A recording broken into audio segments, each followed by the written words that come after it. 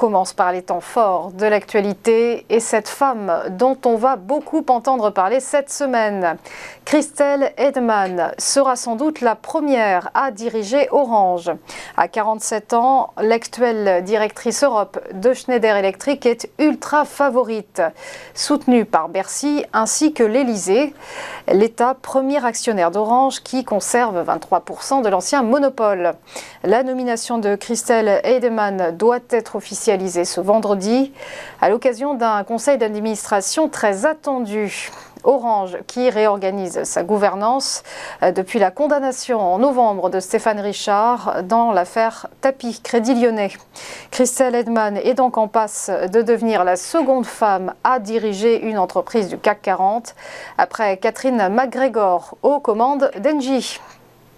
Renault, Nissan et Mitsubishi accélèrent sur l'électrique. L'alliance franco-japonaise va tripler ses investissements dans les véhicules de ce type. Alliance pour 2030, c'est le nom du plan à 20 milliards d'euros. Objectif des trois géants de l'automobile, contenir la concurrence toujours plus rude dans le secteur. D'ici 2030, plus de 30 nouveaux modèles de véhicules électriques à batterie seront proposés. Le plan vise à mettre en œuvre une coopération intensifiée entre les constructeurs automobiles. L'annonce doit être officialisée ce jeudi.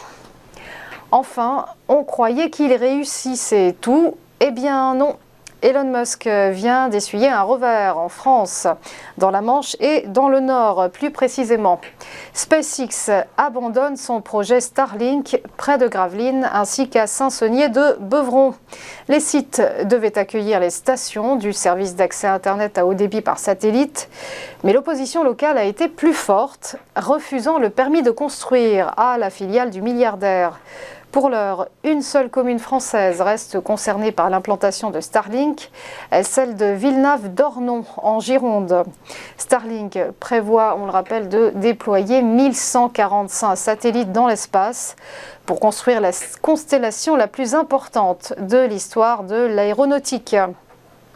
On passe au point boursier. Petit rappel de la clôture des marchés financiers vendredi dernier.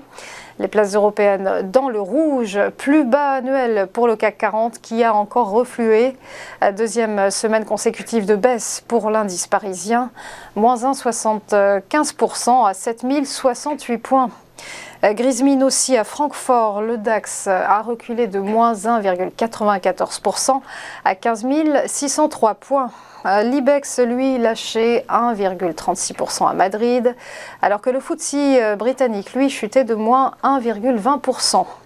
Du côté de Wall Street, du rouge, tous azimuts également. Le Dow Jones a affiché une perte de moins 1,30%, alors que le S&P 500 a abandonné 1,89%. Énorme gadin aussi pour le Nasdaq Composite qui dégringolait de moins 2,72%, lesté par le plongeon de la tech et notamment de Netflix qui cédait plus de 20%. Enfin, un mot du Nikkei, l'indice de Tokyo qui ce matin grappille plus 0,24%. Voilà, restez avec nous. À tout de suite pour ChronoCAC et l'ouverture des cotations.